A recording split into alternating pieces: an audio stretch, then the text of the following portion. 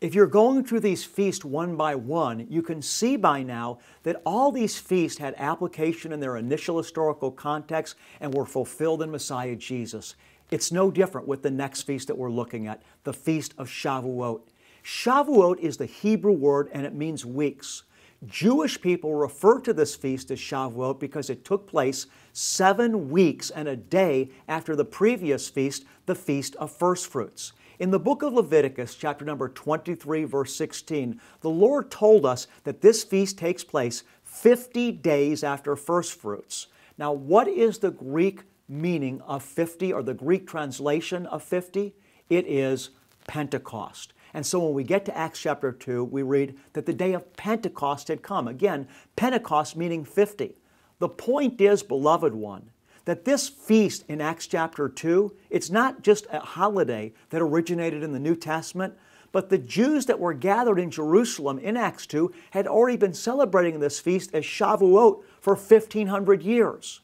What happened on Shavuot? Beloved, the rabbis determined that it was on this day that the Lord revealed Himself to the children of Israel in Exodus 19 at Mount Sinai.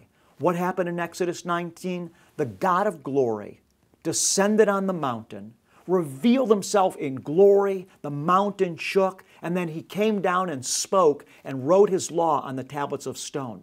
So in Acts chapter 2, these early believers were remembering what the God of Israel had done for them 1,500 years ago at Mount Sinai.